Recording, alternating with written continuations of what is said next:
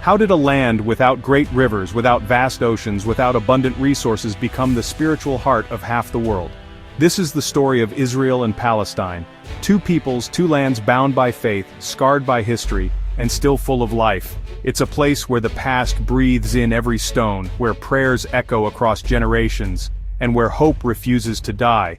So, if you're not in a hurry, take a moment, stay with us, and uncover the mysteries hidden deep within the soul of this ancient land. Jerusalem, a city that has been destroyed twice, besieged 23 times, attacked 52 times, and captured and recaptured 44 times. And yet, after thousands of years, it remains the spiritual heart of over 3 billion people around the world. Tucked between the sun-scorched rocks of the Middle East, where the desert meets the sky and the wind whispers like a forgotten myth, Jerusalem rises not as a city, but as a mystery waiting to be unraveled. Small enough to walk across in a few hours, yet vast in the weight of untold stories etched into every stone. This is not merely a location on a map, it is where earth and heaven brush against each other, where whispered prayers in the night echo alongside morning church bells, and where three of the world's great faiths, Judaism, Christianity, and Islam, trace their sacred steps back to this very ground. Each belief opens a different passage into a maze of spiritual depth woven through with history, hope, and human longing.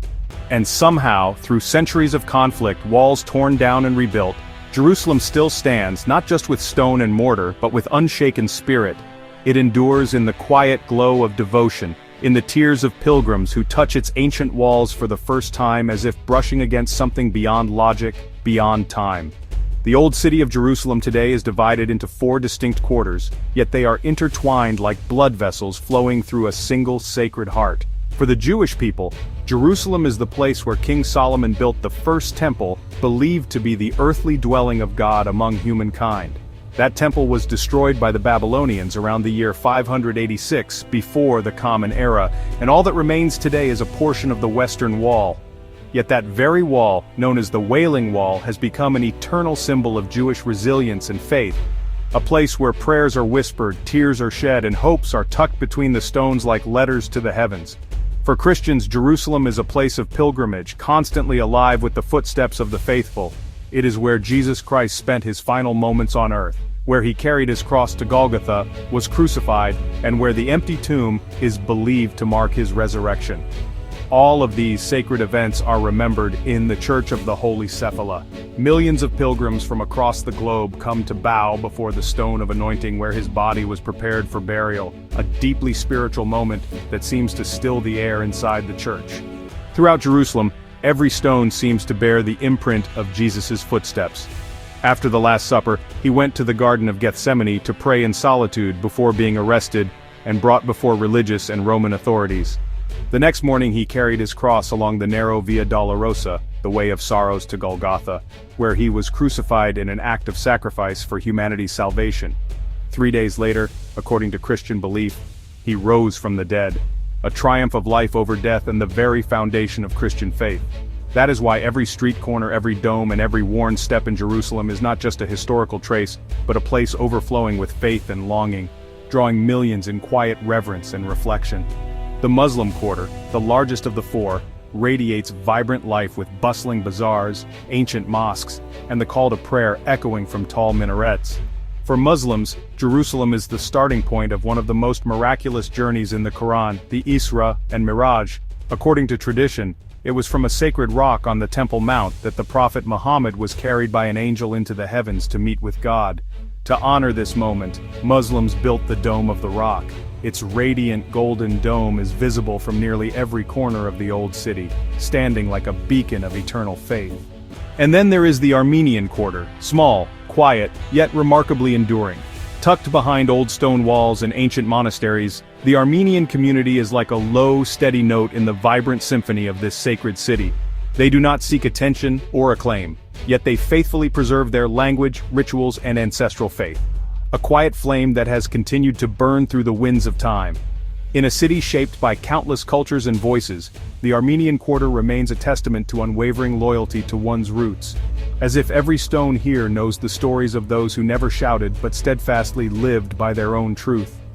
Not far from the heart of the old city lies the Mount of Olives, a sacred site revered by all three major monotheistic religions. For Jews, it is the final resting place of more than 150,000 people, all buried facing Jerusalem, a silent testament to their unwavering belief in the resurrection. For Christians, the mountain is intimately linked with the Garden of Gethsemane, where Jesus prayed before his arrest, and with the Chapel of the Ascension, which commemorates the moment he departed from this world. For Muslims, it is believed to be the place of the Last Judgment, where a bridge will appear over the chasm below, allowing the righteous to cross into paradise. Located just south of Jerusalem, Bethlehem is a small city that holds immense significance both religiously and politically. According to Christian tradition, it is the birthplace of King David, the legendary ruler of Israel. But more importantly, Bethlehem is believed to be the birthplace of Jesus Christ, an event that forever changed the course of human history. For this reason, the city is revered as the cradle of the Christian faith. At the heart of modern-day Bethlehem stands the Church of the Nativity. Built in the 4th century by order of Emperor Constantine, it remains a powerful witness to history. Beneath the main altar lies the 14-pointed silver star that marks the exact spot where, according to tradition, Christ was born. Each year, hundreds of thousands of faithful pilgrims from around the world gather here to pray, sing, and commemorate the very first Christmas night. Yet Bethlehem is not only a place that preserves sacred light, it is also a city struggling with reality. Deeply affected by the ongoing Israeli-Palestinian conflict, Bethlehem is divided by a towering concrete separation wall more than 8 meters high, cutting through the city, separating land, people, and hope. And then amidst the cold gray slabs of concrete, another voice emerges, the voice of resistance through art. World-renowned British street artist Banksy has transformed the walls of Bethlehem into a giant canvas where he expresses messages of politics, peace, and humanity.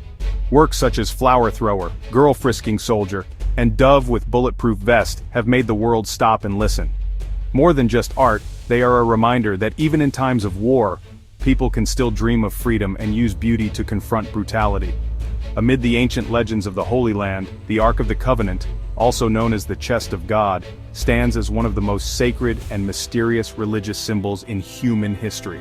According to the Hebrew Bible, it was a gold-covered acacia wood chest that held the 2 stone tablets inscribed with the 10 commandments given by God to Moses on Mount Sinai. It is also believed to have contained a jar of manna, the heavenly food, and Aaron's rod, the staff of Moses' brother. Atop the ark were 2 golden cherubim facing each other, forming what was called the mercy seat, the place where the divine presence of God was believed to dwell whenever the ark was present. To the ancient Israelites, the ark was not just a holy object, it was the physical manifestation of God's presence on earth. It was housed in the Holy of Holies, the innermost and most sacred chamber of Solomon's temple, where only the high priest was permitted to enter, and only once a year on the Day of Atonement, Yom Kippur. Beyond its spiritual significance, the ark was also regarded as a divine weapon.